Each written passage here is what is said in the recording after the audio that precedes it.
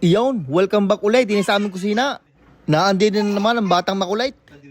Isa-set up ko lang aring aking pamadiin ng sangkalan. Bago sa ilalabas ko aring ating lulutuin karne.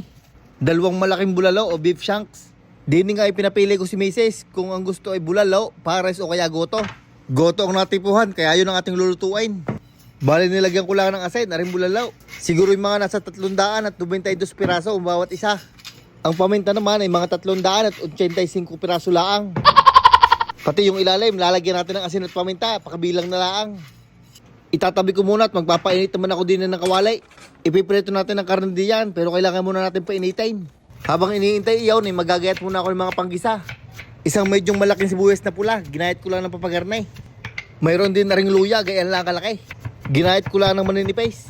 Isang ulo ng bawang, pinipit ko muna bago ko ginayat ng papagarnay. At aray ang ating mga panggisa. Aray namang ating bulalo o beef shanks ay ready ng ipritaw. Nung mainit ng kawalay, nilagyan ko na ng mantika.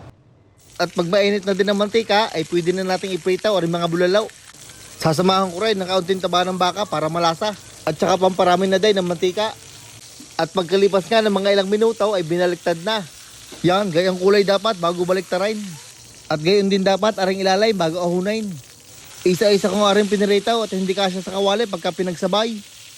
Iyaw, naiprito na natin aring dalawang bulalaw. Sunod ay igigisa natin ang bawang, sibuyas at saka luya. At pag mabango na ang paligid ay pwede na nating ibalik aring mga karne. Sabay aking tutubigan hanggang pumantay lang sa karne.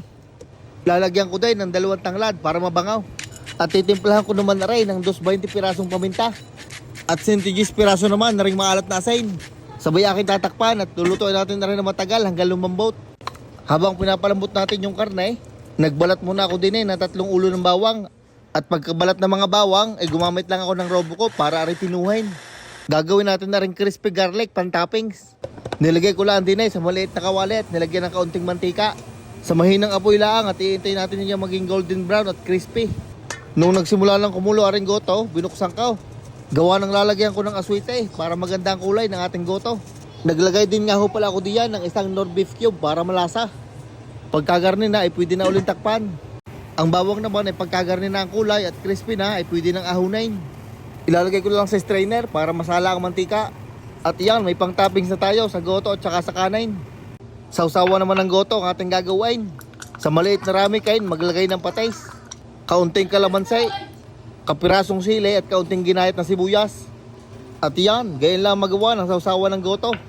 At pagkalipas ng kulang-kulang 3 oras na pagpapakulaw, tingin ko yung malambot na ang karne, kaya lalagyan na natin ng siling haba.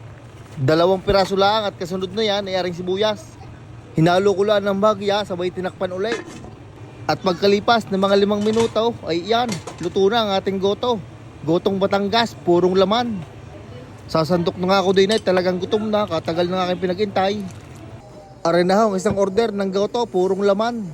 Dadagdagan pa natin ng sibuyas. Meron ding green onions para sa toppings at saka ring ating crispy bawang. At yun na ho, kumpleto na. Ay talagang igop abaw na naman si Utoy. Ating itatry na aray. Malambot ang karne at tamang-tama din sa ating sausawan. Ay siya ay paano, ay kakain na ako din ay. Kain na rin ho kayo.